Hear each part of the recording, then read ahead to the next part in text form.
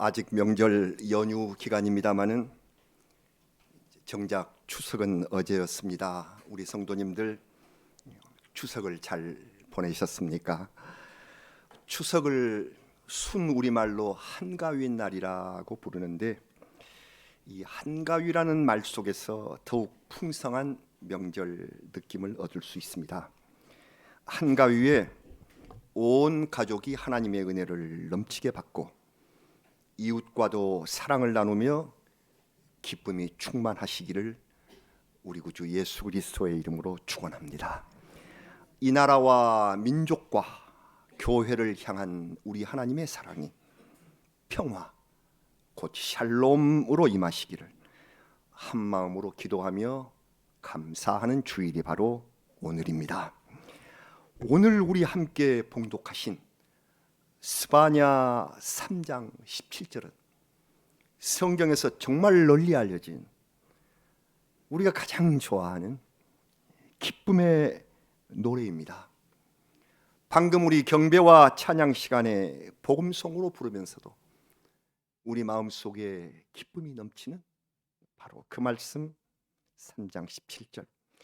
하나님께서 구원의 대상인 우리를 보시면서 기뻐서 어쩔 줄 모르시는 그러한 사랑의 노래, 최고의 연가라고 하겠습니다. 마치 내 아이가 너무도 사랑스러운데 체면 때문에 얼굴에 웃음만 가득 머금고서 어쩔 줄을 몰라 하는 아버지의 모습을 떠올리게 하는 그런 말씀입니다. 그래서 깔뱅, 우리 장로교의 비조이신 이 깔빈 선생은 이 구절을 이렇게 주석을 했습니다. 하나님이 기쁨으로 인해 어쩔 줄 몰라 하시는 것은 하나님의 영광과 존엄성에 어울리지 않는다. 그러나 하나님의 사랑을 나타내기 위해 계획된 것은 무엇이든지 그분의 영광을 훼손시키지 않는다. 그러니까 이 말 속에서도 좀 경망스럽다.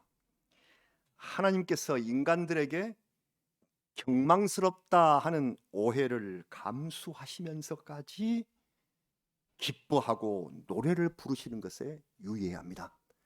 즐거이 부르며 기뻐하. 어떤 분들은 즐거이 부르며 우리를 부르신 줄 아는데 그게 아니라 singing, 즐겁게 노래를 하시면서 기뻐하신. 하나님이 노래를 하시면서 즐겁게 노래하시면서 기뻐하신다. 우리를 보고 이렇게 기뻐하신다. 자녀로서 우리 하나님 아버지가 기뻐하시는 일을 하면 어떻게 사랑을 주시는지를 알려주시는 성경. 우리 스바냐 3장 17절 말씀만 우리 다 같이 다시 한 번 더 봉독하시겠습니다. 너의 하나님 여호와가 너의 가운데에 계시니 그는 구원을 베푸실 전능자이시라. 그가 너로 말미암아 기쁨을 이기지 못하시며 너를 잠잠히 사랑하시며 너로 말미암아 즐거이 부르며 기뻐하시리라 하리라. 아멘. 저는 이 우리말 성경에서 이 기쁨을 이기지 못하시며 이 표현이 참 좋습니다. 기쁨을 이기지 못하시며 이 대목을 히브리 원어 성경은 베쉬무하, 그것은 기쁨 속에 기뻐한다 이런 뜻인데요. 이게 원어고, 그리고 영문 성경은 rejoice over, rejoice, 기쁨을 over, 막 넘친다. 기쁨이 넘쳤다. 온통 기쁨이 넘쳤다. 이렇게 기록하는데 히브리 원어 성경이나 영문 성경이나 다 좋은 표현이지만 기쁨을 이기지 못하신 우리말의 표현, 터져 나오는 기쁨을 참으면서 하시는 그 기쁨, 이것이 더 감동적이고 바로 뒤에 오는 말씀 너를 잠잠히 사랑하시며 하는 표현과 제대로 연결이 됩니다. 하나님은 마음으로 기쁨을 이기지 못하시지만 겉으로는 잠잠한 침묵으로 우리를 사랑하시는, 이것이 오늘의 말씀입니다. 하나님의 사랑을 많이 받았던 다윗이 생각납니다. 그가 고통의 자리에서 견디지 못했을 때 소리 질러서 하나님을 부르고 엉엉 울면서 도와주시기를 바랐어도 하나님이 잠잠하셨습니다.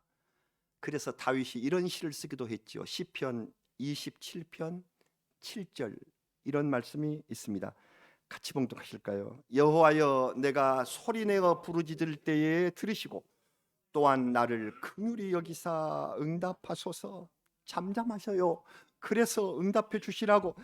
하나님이 다윗을 사랑하지 않으셔서 잠잠하셨을까요? 아닙니다. 그 잠잠함이 다윗을 향하신 큰 사랑이었다는 사실을 다윗이 이것을 알기까지 많은 시간이 걸렸습니다. 여러분, 우리도 자녀를 길러보고 세월을 흘려보낸 후에야 비로소 압니다. 야단스럽게 내 아이를 사랑한다고 말하고 다니던 그때의 모습이 경솔했구나 하고 느끼는 날이 옵니다.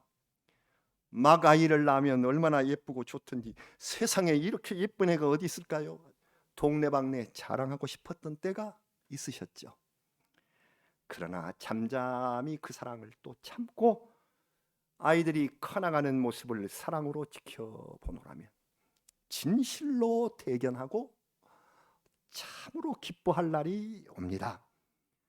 하나님은 세상의 어려움을 이기고 영혼의 유혹을 견디어내는 자녀들을 대견해 하십니다.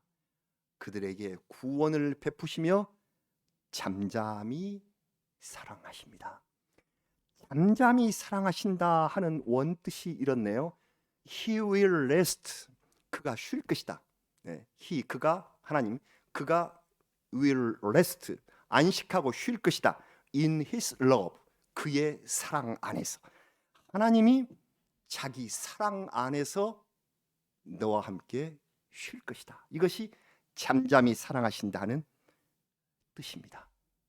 하나님이 그분의 사랑 안에서 나와 함께 안식하실 것이다. 아무 걱정 없이 내 사랑 안에서 쉬자. 하나님이 주신 안식 속에 머물며 나를 보고 기뻐 노래하시는 하나님을 뵙는 것, 이런 최고의 은혜가 어디 있을까요? 성도 여러분, 이 은혜를 받기 위한 한 가지 조건이 있습니다. 우리는 그것을 알기 위해서 스바냐를 다 읽어야 되는데, 이 스바냐의 제일 뒷장인 3장에서 이렇게 사랑 노래를 부르셨는데 1, 2장도 사랑 노래로 가득 차 있느냐? 아닙니다. 읽으셨죠? 1장, 2장은 기쁨과 사랑 말씀이 아니라 이 사랑 받기 위하여 여호와의 날에 임할 심판을 철저히 대비해야 한다. 그 말씀이 1장, 2장에 쓰여져 있어요. 무서운 말씀, 가슴 떨리게 무서운 말씀이 1, 2장에 많이 있어요. 이걸 넘기셔야 합니다. 스바냐 선지자는 히스기야 왕의 4대 손입니다. 왕족이에요. 그러면서 그는 요시야 왕의 통치 기간에 활동을 했는데 요시야 왕이 신앙 개혁 정치를 이루죠. 그 개혁에 많은 영향을 끼친 것으로 그렇게 알려져 있습니다. 그래서 왕족인 스바냐 선지자는 귀족, 관원, 그리고 그때 세력 있는 이런 지도자들을 향하여 먼저 회개하라 하고 외친 선지자입니다. 심판의 날은 다가오는데 세상 권력 즐기면서 심령이 무감각한 상태에 빠진 사람들이 많았다. 하나님이 도대체 무슨 일을 하신단 말이냐? 내가 내 권력대로 살면 되는 것 아니냐? 이렇게 사는 사람들이 있었다. 스바냐 선지자는 이런 사람들을 가리켜서 징벌의 대상이라고 꾸짖었습니다. 그래서 1장 2절을 우리가 다 읽을 수 없으나 1장 2장을 그 가운데 대표적으로 스바냐 1장 12절 말씀을 같이 읽겠습니다. 스바냐 1장 12절 말씀입니다. 그때에 내가 예루살렘에서 찌꺼기같이 가라앉아서 마음속에 스스로 이르기를 여호와께서는 복도 내리지 아니하시며 화도 내리지 아니하시리라 하는 자를 등불로 두루 찾아 벌하리니. 아멘. 이런 말씀이 있습니다. 믿음 없이 교만한 이런 사람들을 하나님께서는 등불을 들고 찾아서 벌하실 것이다. 이 사람들을 가리켜서 찌꺼기 같다 이렇게 말씀을 하셨습니다. 찌꺼기, 쓸만한 것이 다 빠져나가고 바닥에 가라앉아 있는 이것들. 여러 성도님들 살림을 하시다 보면은 어느 사이에 금방 또 하수관이 막히네요. 그래서 물이 잘 빠지지를 않습니다. 이제 기구를 가지고 이제 둘러보면 음식 짓기, 머리카락, 각종 물질의 찌꺼기들이 가라앉아서 물기를 막고 있습니다. 그래서 그것들을 이제 긁어내기 위해서 이제 집안 공사를 하죠. 다 집안에 갖고 계시는 뚫어뻥 이제 그걸로 또 뚫으시고 여러 기구를 사용하시고 또 녹이는 세척제를 사용해서 그 찌꺼기들을 제거합니다. 하나님께서는 찌꺼기같이 가라앉은 믿음을 방해하는 이것들을 긁어내라는 뜻입니다. 이것이 하나님의 징벌입니다. 이걸 긁어내시는 과정에 우리가 아프죠. 이 아픈 과정을 견뎌내야 합니다. 사람에게도 혈전이 있습니다. 우리의 혈관에 혈전, 피떡이라고 하죠. 혈관 안에서 피가 엉켜서 굳어진 덩어리.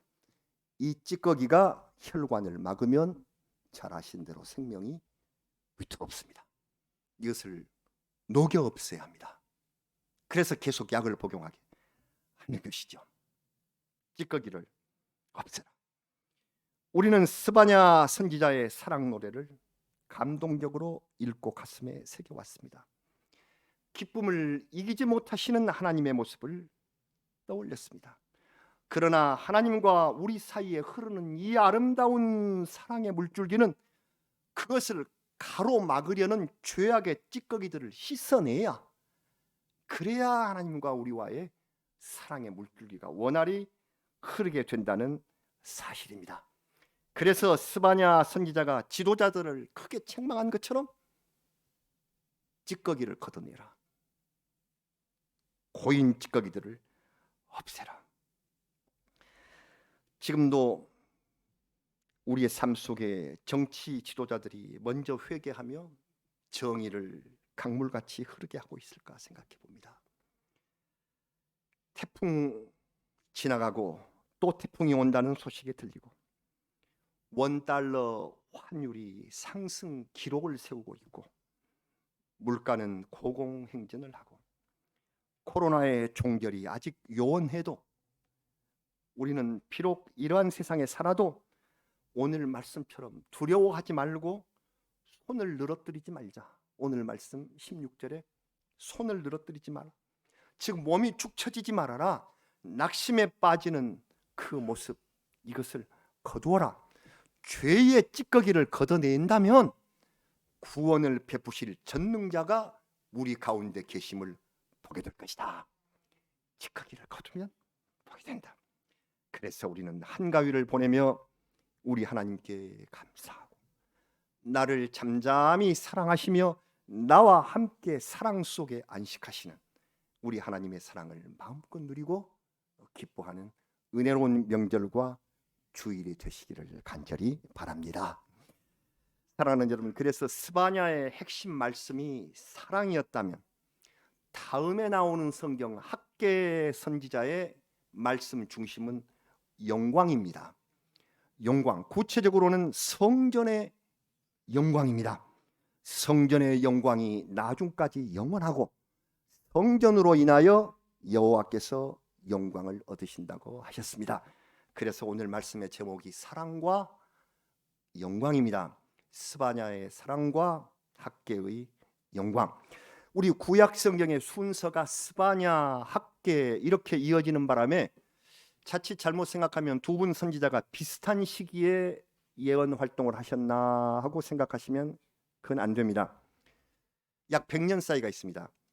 스바냐는 남왕국, 유다 남왕국의 요시야 왕의 개혁 기간에 예언하신 선지자로서 기원전 BC 620년경 무렵의 선지자입니다. 학개는 학개 말씀을 막 시작하면 다리오 왕 제2년 이렇게 연대가 나와요. 다리오는 페르시아의 왕이고 다리오 왕 2년은 BC 520년입니다. 그러니까 아까 스바냐 선지자가 활동한 620년, 학계의 520년, BC니까 거꾸로 가죠. 100년 사이가 있는 것입니다. 이 100년 동안에 역사가 완전히 변했습니다. 그 100년 동안 무슨 일이 있었는가? 예루살렘이 바벨론에 망하고 70년간의 포로 생활로 들어갔으며 그 바벨론도 페르시아에게 무너집니다. 그래서 유다 백성은 해방을 얻어서 고국으로 귀환하게 됩니다.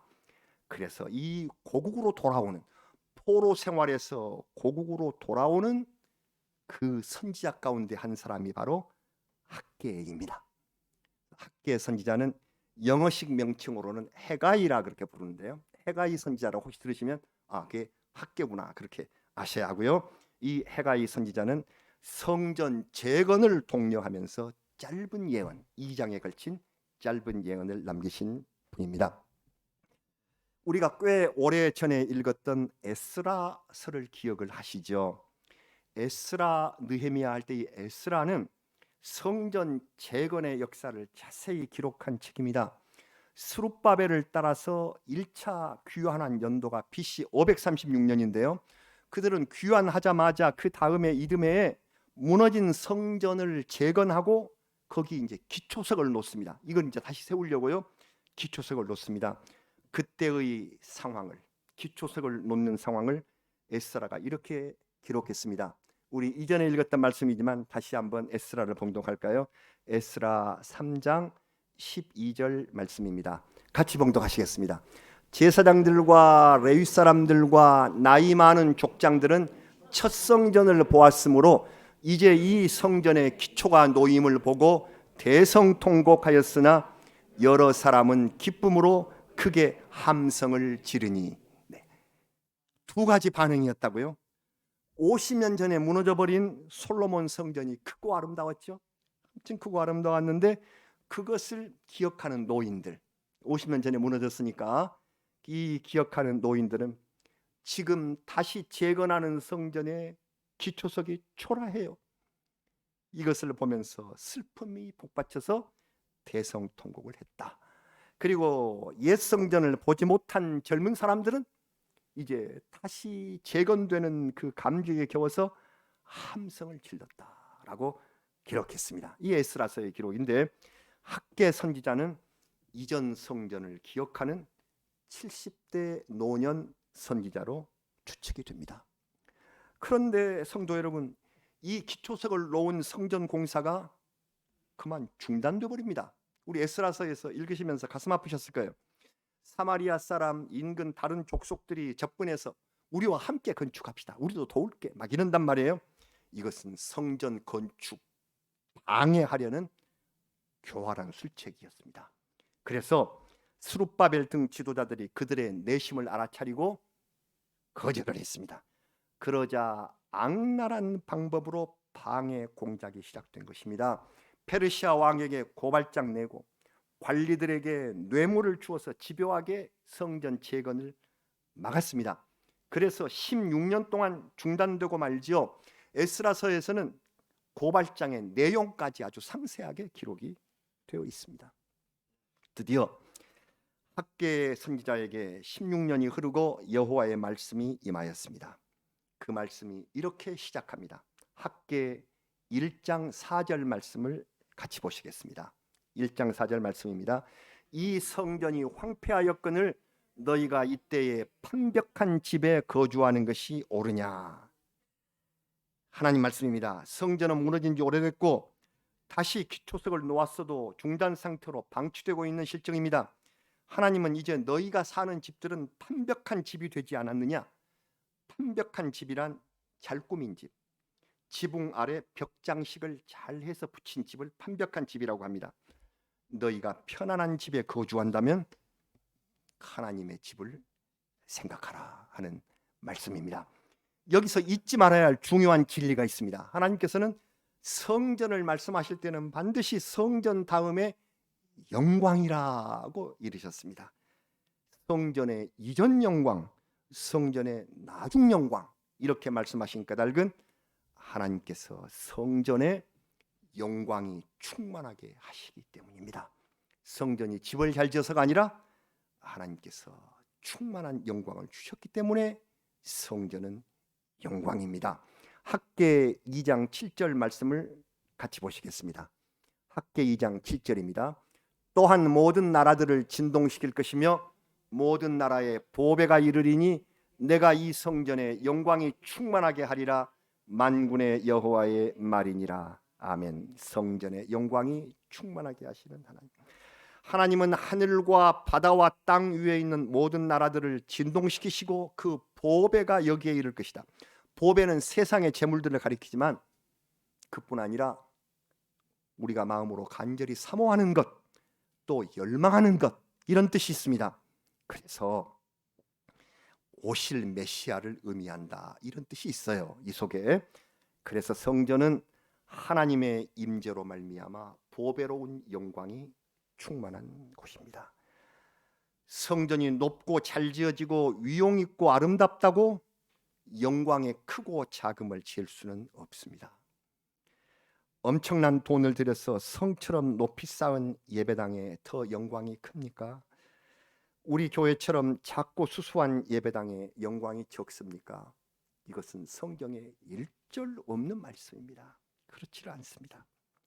오히려 오늘 말씀은 크고 화려했던 옛 솔로몬 성전 영광보다도 작고 초라한 나중 스룹바벨 성전의 영광이 더 크리라고 하셨습니다. 왜? 간절한 마음으로 성전을 사모하기 때문에. 성전을 간절한 마음으로 사모할 때 이 성전의 영광이 더 큽니다. 우리도 비록 예배당이 작고 초라하지만 성전을 사모하며 하나님의 영광을 더욱 높이는 빈누리 성도가 되기를 바랍니다. 그러면 본문에 약속하신 대로 성전의 영광이 더욱 충만하고 그 영광 속에 하나님이 약속하신 평강을 내려주시겠다, 오늘 약속하셨습니다. 이전 영광 이후의 영광이 더 크리라. 만군의 여호와의 말이니라. 그리고 이곳에 평강을 내리리라. 만군의 여호와의 말이니라. 친히 약속하신 하나님의 말씀입니다. 상도 여러분, 한가위 기간이 지나고 있습니다. 내일까지 연휴인데 벌써 친척 간의 만남은 다 지나갔을 것 같습니다. 우리가 좀 아는 말인데 어떤 교수가 또다시 추석 금기어 3가지를 말하대요. 추석에 이런 말 하면 안 된다. 금기어 3가지. 더 일찍 알려드렸으면 참고가 되셨을 텐데 다 아시는 거고 앞으로도 조심하시라고 잠시 소개합니다. 금기어 1위는 너 앞으로 계획이 뭐니? 이거 하지 말라고. 그냥 관심도 없이 건성으로 묻는 것이지만 질문을 받은 젊은이가 몹시 괴롭다. 앞으로 뭐 할 거니? 계획이 뭐니? 명절에는 그거 묻지 말자. 2위는 라떼 하지 말자. 라떼가 무엇인 줄 아시죠? 예, 라떼는 말이야. 옛날에 라떼는 말이야. 요즘 애들은 이래. 라떼는 이랬어. 그래서 서로 세대를 비교하지 말라. 또 그렇게 말했습니다. 3위 하지 말 3번째는 다 너 잘 되라고 하는 말이야. 그렇게 하고서는 이 말 저 말 다 하신다는 거예요. 그래서 듣는 이들은 잔소리로 여긴다. 그래서 국문학 교수가 그렇게 말했습니다. 조건 젊은이들을 잡고 네 계획이 뭐냐? 뭐 할래? 나 때는 말이야. 다 너 잘 되라고 내가 이런 말 한다. 하지 마시라는 것입니다. 그럼 뭘 할까? 그 대신 이렇게 하십시다. 명절 때만이 아니라 자녀들을 만나거나 생각할 때는 기쁨을 이기지 못하여 오늘 성경 말씀처럼 잠잠히 사랑을 베풀도록. 내 사랑으로 너와 함께 있다. 네가 있으므로 내가 즐겁다. 기쁨이 넘친다. 나와 함께 즐거운 찬송을 부르고 너를 위해 기도하는 마음을 서로 나누자. 이것을 하시라고요. 사랑의 주님께서 우리와 우리 자녀 위에 함께 하실 줄로 믿습니다. 또 이런 명절을 보내시면서 우리 교회 교우들과 함께 성전에 충만한 하나님의 영광을 우리 함께 보십시다. 하나님의 영광을 우리 마음속에 새기고 기뻐하면 성도들은 평강을 얻게 될 것입니다. 하나님의 약속입니다. 성도의 평강을 얻는 샬롬의 은총 속에서 이루어지는 아름다움을 우리 같이 보시기로 하십시다. 그래서 하나님의 영광을 바라며 기쁘게 모이고 예배를 마치면 평강 속에 서로를 위해 기도하는 이 삶, 얼마나 아름다운 것인지 오늘 주신 이 은혜로운 말씀, 사랑과 영광을 서로 함께 이루도록, 마지막으로는 이 사랑과 영광을 가난한 이웃들과 그리고 아직 주님을 믿지 않는 사람들과 서로 나누게 되기를 바랍니다. 기후 변화가 극심해서 앞으로도 많이 힘들 것 같습니다. 폭우가 내리고 태풍이 하천을 덮쳤습니다. 반지하에 살던 이들 많은 피해를 입었습니다. 큰 개천 옆에 살던 분들 주차장에 내려갔다가 참변을 당해서 많은 사람들이 세상을 떴습니다. 우리를 슬프게 합니다. 그러나 우리는 분연히 일어서서 하나님의 사랑을 다시 생각하고 이 교회의 영광을 서로 나누고 위로하여 앞으로 주님 주실 은총의 가을을 맞이하는 우리 성도들이 되셔야 하겠습니다. 사랑과 영광으로 주님 앞에 나아가는 우리 성도들을 사랑합니다. 오늘 우리 함께 예배드리지 못한 모든 분들도 우리 성전의 영광 속에 다시 한번 서로 사랑을 나누시는 아름다운 가을이 되시기를 우리 구주 예수 그리스도의 이름으로 축원합니다. 같이 기도하시겠습니다. 스바냐 선지자, 학개 선지자의 말씀을 사랑하며 감사를 드립니다. 기쁨을 이기지 못하시는 최고의 사랑을 우리 마음속에 느꼈습니다. 감사합니다. 우리 아버지 하나님, 등불을 들고 의의를 찾으시는 우리 하나님 앞에 순종하면 기쁨을 이기지 못하는 최고의 사랑을 주시겠다고 약속하셨으며, 하나님의 귀하신 성전을 간절히 사모하면 그 속에 놀라운 영광과 그리고 평강이 있다 하심을 우리에게 알려주셨습니다. 감사합니다. 이 사랑과 영광으로 힘을 얻어 살겠습니다. 명절에 모두 함께 만난 우리 성도들의 그 친지들에게 기쁨을 나누어 주시기를 바라오며, 우리가 알지 못하지만 이 때로 인하여 폭우와 그리고 태풍으로 피해를 입은 이들을 위로하여 주셔서 하나님의 자비 속에서 새로운 출발을 할 수 있도록 주님 은총을 베풀어 주시옵소서. 우리 같이 예배드리지 못하는 우리 성도들 건강하게 돌아와서 다음 주에 기쁨으로 서로 만나게 되기를 간절히 바랍니다. 우리 구주 예수 그리스도의 이름으로 기도드리옵나이다. 아멘. 우리 함께 찬송 405장을 부르시고 우리 마지막 절에 하나님 앞에 봉헌의 예물